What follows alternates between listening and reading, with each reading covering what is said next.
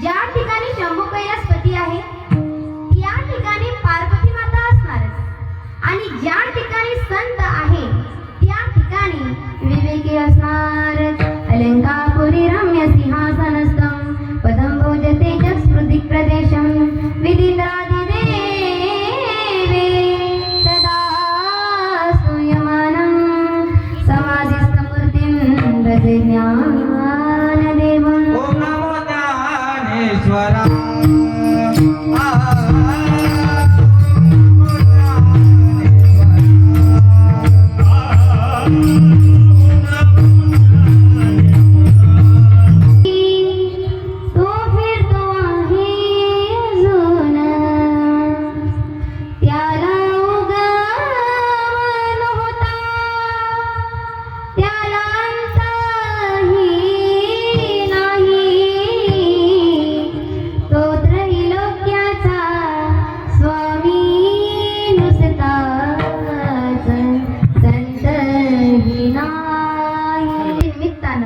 चालत असणार हे शिव महापुराण कथा आणि त्यातला हा दुसरा दिवस आहे ना आजचा. बोलत जबर का दुसरा दिवस आहे ना. हा तर दुसरा दिवस माझ्या वाटेला आला मी माझे परम भाग्य समजते. तरी ज्यांच्यामुळं हा योग माझ्या वाटेला आला तसे आमच्या हरिभक्त पारायण आदरणीय गुरुवर हरिभक्त पारायण आमच्या वनिते ते गात आणि समस्त गावकरी मंडळीमुळं हा योग माझ्या वाटेला आले महाराज. तरी असो महाराज ज्यांच्या अमृतल्य वाणीतून तुम्ही या ठिकाणी शिव महापुराण कथेचं रसपान करत आहात तसे माझ्या गुरुवारी हरिभक्त पारायण आदरणीय वनिताताई गात यांच्या अमृतल्य वाणीतून आपण सगळे या ठिकाणी शिव कथेचं रसपान करत आहात ही भाग्याची गोष्ट आहे महाराज. विठ्ठला हा तुम्हाला एक प्रश्न विचारू का मी. बोलत जा बरं का. तुम्ही हो म्हणसाल तरी विचारते तुम्ही नाही म्हणसाल तरी विचारते. काय करायचं तुम्ही तुमचं ठरवा. विचारू का मागची मंडळी विचारायचं का. हा अशी बोलत जा बरं का. तुम्ही जर बोलले ना महाराज मला पण कीर्तन करण्यामध्ये थोडंसं आनंद येणार हो. तर ऐका माझा प्रश्न तुम्हाला असा आहे की आपल्या गावामध्ये शिवकथा चालू आहे ना. हा किती परमार्थिक आनंद आहे बाबा. ऐका ना सकाळी काकडा होतो त्यानंतर शिवकथा होते बाबा त्यानंतर हरिपाठ होते त्यानंतर हरिकीर्तन होतं. किती परमार्थिक आनंद आहे हो. पण मला सांगा एवढा परमार्थिक आनंद असूनही तुमचे चेहरे सुकलेले का सुकलेले बाबा. तुमची बँक का लुटून गेली म्हणून सुकले का सुकले तुमचे चेहरे. तुम्हाला सांगता ना उडीसी बोबडी जैसे बसती तोंडावरी. एक सार्वंतिकाला बसायचं. दोन सर्वांगाचे कान पुरून चिंतन ऐकायचं. आणि तीन तुमच्या खाली बसल्या मंडळीचं काय काम आहे. आता मला सांगा आमच्या दादाचं काम आहे पक्वाट वाजवणं. त्यानंतर आमच्या गाण्याच्या मंडळीचं काम आहे गायन करणं. टाळकर मंडळीचं काम आहे टाळ वाजवणं पावल्या करणं. आमच्या काकाचं काम आहे विणा वाजवणं. मग तुमचं काहीतरी काम असेल ना. काय काम आहे तुमचं. अरे वा क्या बात. मला सांगा महाराज तुम्हाला टाळी समांतर पद्धतीने पडली तर आपल्याला अशी वाईट भ्रम निर्माण होते. त्याला इंग्रजीमध्ये WSD म्हणता महाराज. त्याला मराठीमध्ये पांढरी पिशी म्हणतात. ती पांढरी पिशी जलद गतीने आपल्या रक्तपुरवठ्यावर जलप्रवाह करता. आपला रक्तपुरवठा हा मेंदूपर्यंत पोहोचतो व आपल्या मेंदूला सतेजता तयार होते. म्हणून महाराज टाळी वाजवायची. पण ऐका बरं टाळी फक्त कीर्तनात भागवतात भजनातच वाजवायची. बल कुठं वाजवायची नाही. लागून या पाया विविध तुम्हाला करताळी बोला मुकीना.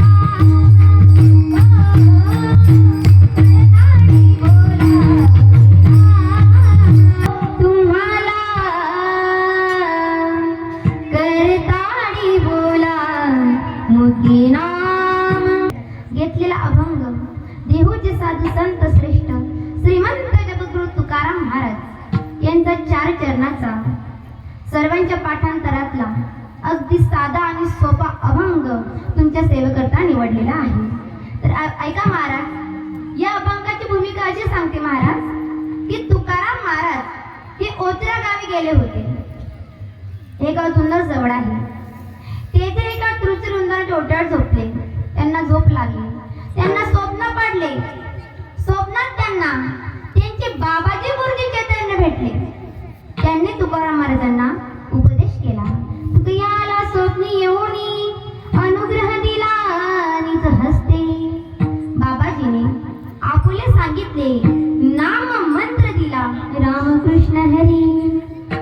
एका महाराज, आपल्या वारकरी संप्रदायाचा महामंत्र कोणता आहे हो? आपल्या वारकरी संप्रदायाचा महामंत्र कोणता आहे?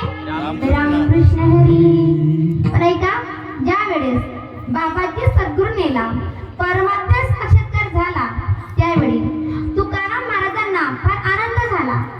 त्या आनंदाच्या भरात प्रथम चरणात महाराज सांगता, उजळले भाग्य आता अवघी चिंता वारली.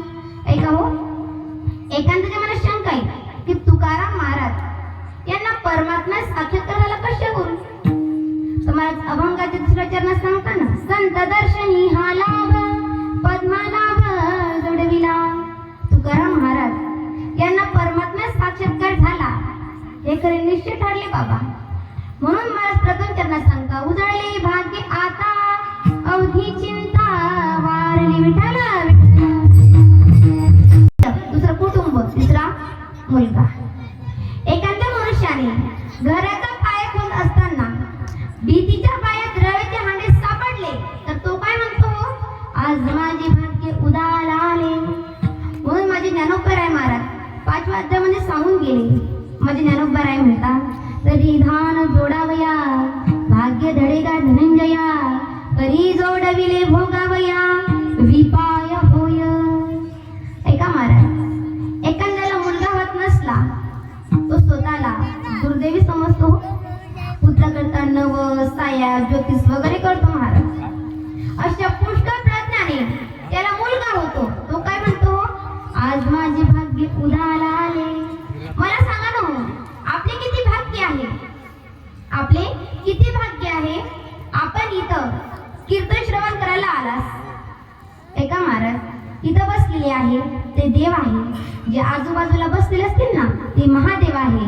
आणि ते घरी झोपले असतील ते भद्रा मारुती. विठ्ठला विठ्ठला. मनुष्याचे लग्न होत नसते तर त्याला वाटतो या जगात माझ्यासारखं अभागी कोण नाही. माझ्या पूर्वीच्या मित्रापैकी कोणी असा सिंगर राहिला असेल तर तुम्ही. माझ्या बरोबरचे मित्र डबल चतुर्भुज झाले. देव माझ्याकडे कसा पाहत नाही? कल्पना करा महाराज, लग्नाचा योग जोडला, लग्न ठरले, मग त्याला स्वर्ग 2 कोटी उरले दिसते महाराज. तो इतका बघतो हो, तो म्हणतो कोणाच्या रीतीने लग्न होण्यामध्ये भाग्य समजतो. ऐका, कोणी लग्न होण्यामध्ये भाग्य समजतो, कोणी नोकरी मिळवणे भाग्य समजतो.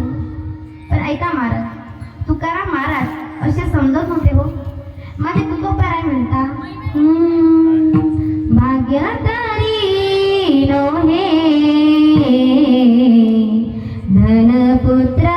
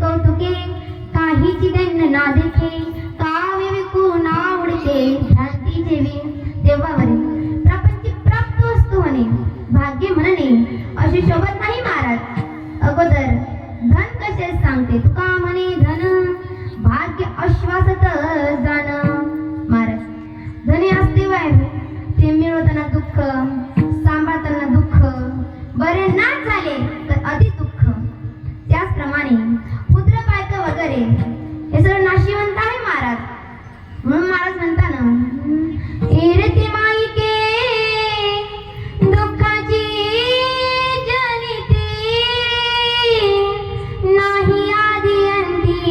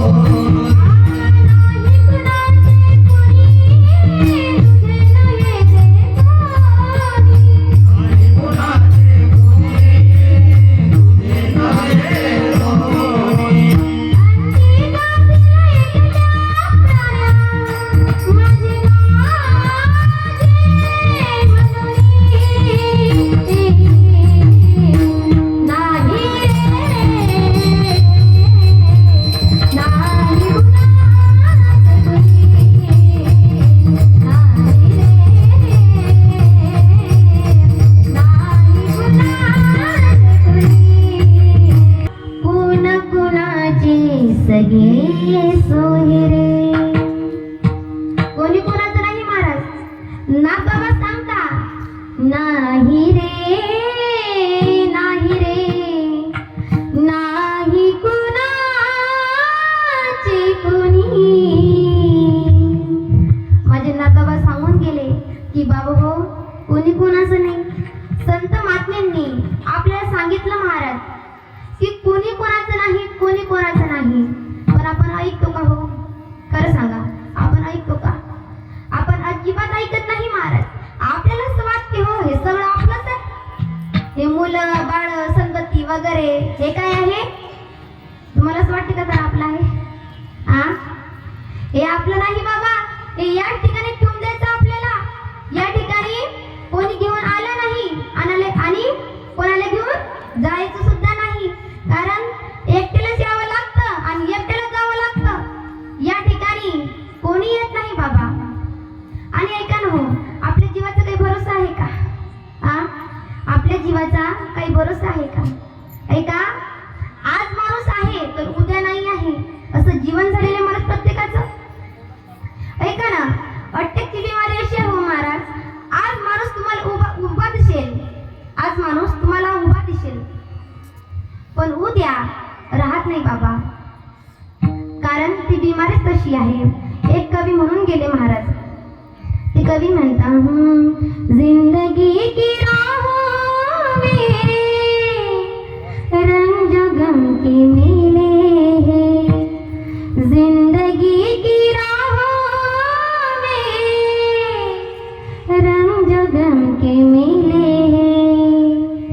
भीड़ है कयामत की, भीड़ है कयामत की और हम अकेले हैं. जिंदगी की राहों में रंग जो गम के मिले हैं. महाराज कोणी कोणाचं नसते महाराज. भीड़ है कयामत की और हम अकेले हैं. ऐका महाराज, एक सांगतो तुम्हाला. ज्यावेळेस आपण सुखामध्ये असलं ना कोणी आपल्याला साथ देते. ज्यावेळेस आपण सुखामध्ये असलं त्यावेळेस कोणी आपल्याला साथ देते. पण ऐका ना हो, ज्यावेळेस आपण दुःखामध्ये असलं ना त्यावेळेस कोणी आपल्याला साथ देत नाही बाबा. कारण श्रीमंताची कोणी साथी आहे पण गरीबाची कोणी साथी नाही आहे. एक कवी म्हणता ना, सुख में साथी रहेंगे तेरे, दुख में मुंह मोड़ेंगे. ए दुनिया वाले तेरे होकर तेरा ही दिल तोड़ेंगे. देते हैं भगवान को धोखा, देते हैं भगवान को धोखा. इंसान को क्या छोड़ेंगे. कसमें वादे प्यार वफा सब बातें ही बातों का क्या. कोई किसी का नहीं रे झूठे नाते हैं नातों का क्या. म्हणून तुकाराम महाराजांनी ठिकाणी भाग्याचे लक्षण केले आहे. एक, पंढरयाला शरण जाणारा भाग्यवान. दोन, काम क्रोध लोभ त्यांच्या अंतकरणातून नाहीशी झाले ते भाग्यवान. तीन, ज्यांना खऱ्या संतांची भेटी झाले ते भाग्यवान. ऐका, आता प्रत्येकाचे विचार पाहू. भाग्यवंत म्हणून या शरण गेले पंढरीराया. ऐका महाराज, आपण या ठिकाणी थोडंसं नाम चिंतन घेऊ. पण ऐका, आतापर्यंत मी कीर्तन सांगत आहे, आमचे दादा पक्कट वाजत आहे, आमचे टाळकर मंडळी टाळ वाजत आहे, गायत्री मंडळी गायन करत आहे. पण तुमचं काही ना काही काम आहे ना हो? आहे ना? हा, तर ऐका, माझ्या मागे म्हणायचं बरं का, सगळ्यांनी म्हणायचं एक साथ. विठ्ठल माझा माझा माझा माझा माझा, विठ्ठल माझा मी विठ्ठला. बोला सगळ्यांनी, पुरुष मंडळी एक साथ आवाज आला पाहिजे सगळ्यांचा.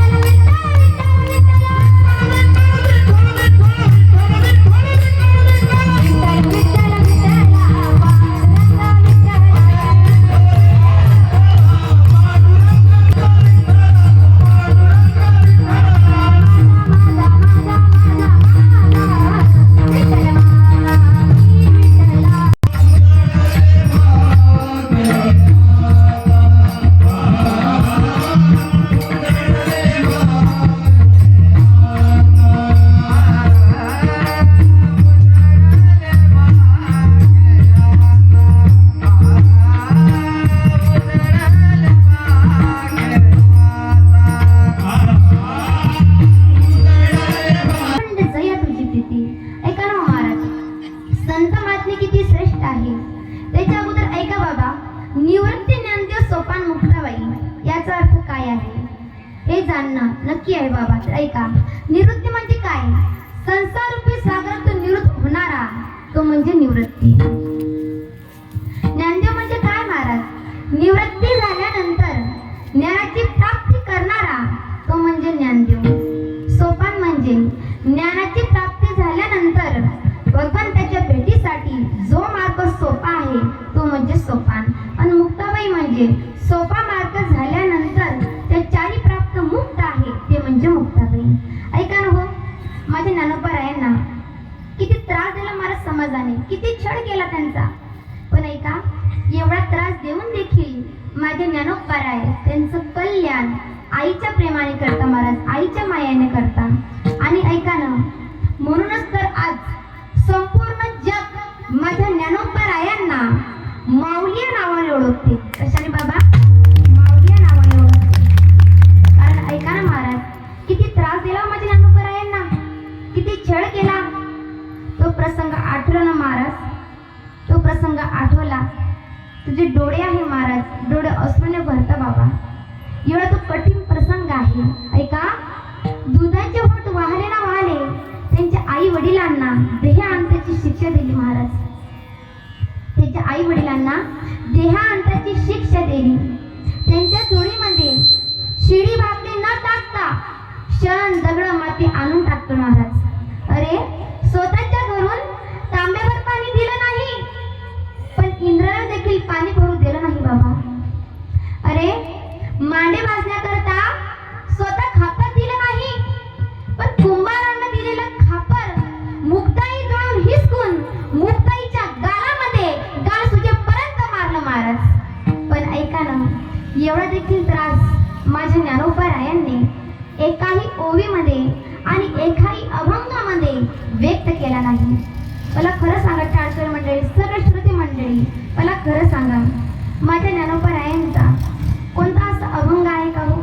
कोणती अशी ओवी आहे का की त्या अभंगामध्ये, त्या ओवीमध्ये माझ्या ज्ञानोबरायांनी त्रास व्यक्त केला?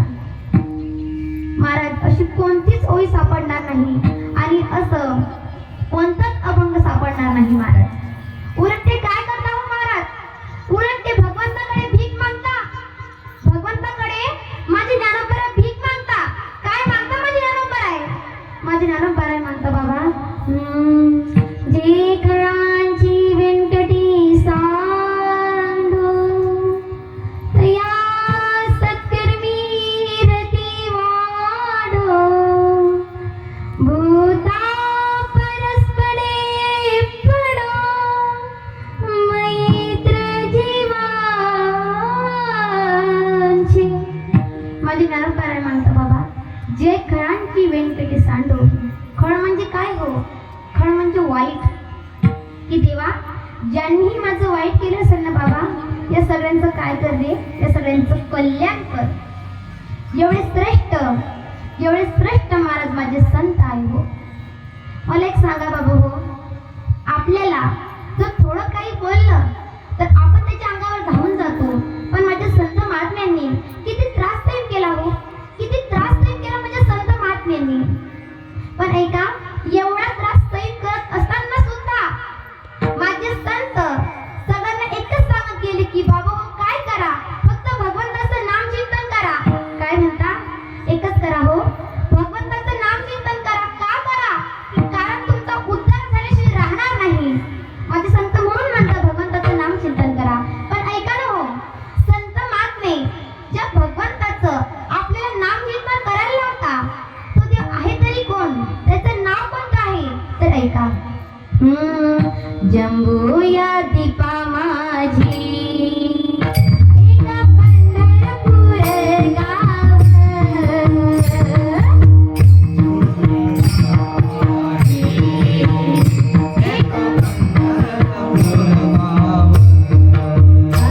दीप आहे, त्या ठिकाणी माझे भगवान परमात्मा आहे. त्याचं नाव काय आहे? विठो पाटील त्याचे नाव आहे.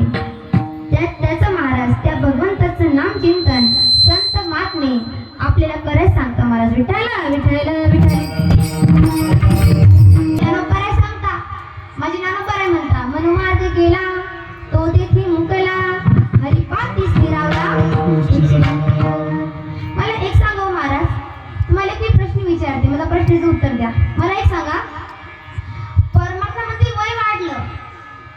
माणसाची किंमत वाढते की कमी होते?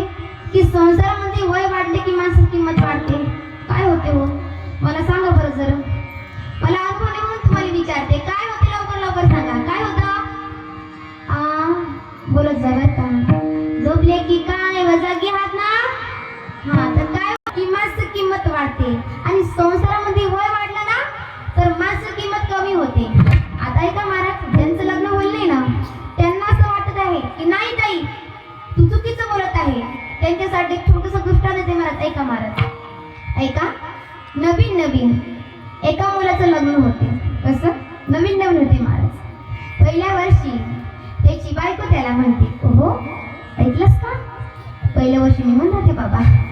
दुसऱ्या वर्षी म्हणते, अहो पण त्याचे पप्पा ऐकतात की नाही?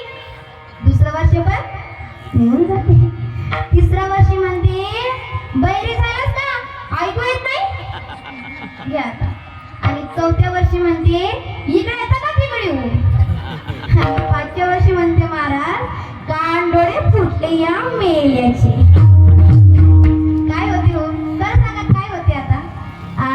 परमात्म्यामध्ये वय वाढलं ना बाबा तर माणसाची किंमत वाढते आणि संसारामध्ये वय वाढलं ना तर माणसाची किंमत कमी होते. बेटा ना विभीषणाला एकच म्हणता की विभीषणा श्रीराम जानकी बेटे मेरे सीने में. बेटे हे मेरे सीने में महाराज. पण ऐका ना कारण काय आहे? तसं दासत्व होतं महाराज, तसं भाव होता, तशी भक्ती होती. पण महाराज भगवंताला आपल्या हृदयामध्ये साठवता येतं महाराज. पण त्याच्याकरता काय लागणार आपल्याला? तर त्याच्याकरता फक्त आपल्याला जास्त काही लागत नाही हो. भगवंताला पैशाची अजिबात गरज नाही. त्या भगवंताला फक्त काय लागतं? तर भगवंताला फक्त भाव पाहिजे महाराज, भक्ती पाहिजे. दुसरं माझ्या भगवंताला काही लागत नाही महाराज. म्हणून द्यायचं असेल ना माझ्या देवाला, काय द्या? फक्त भाव द्या, भक्ती द्या, बस महाराज.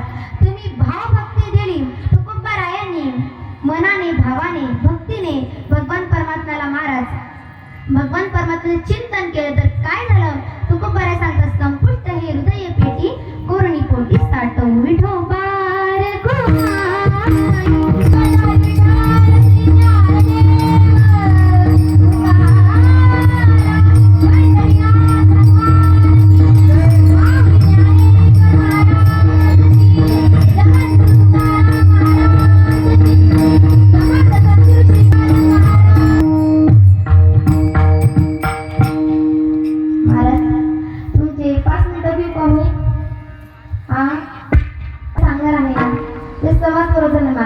कारण आज या समाजाला काय गरज आहे ते मी तुम्हाला सांगणार आहे. तर ऐका, तर त्यांनी स्वरा निर्मिती केली नसती, त्यांनी भारत देश स्वतंत्र केला नसता. अरे 65 किलोची तलवार मागवतो त्याचे नाव आहे यशाजी. 2000 क्षेत्रशी एकटा झुंज देतो त्याचे नाव आहे धनाजी. जो वाघाला फाडतो त्याचे नाव संभाजी. आणि या सगळ्या मिळून जो स्वराची निर्मिती करतो ना त्याचे नाव शिवाजी. जंगलातील एक विषारी जातीला नाग म्हणता. आणि ऐका ना बाबा,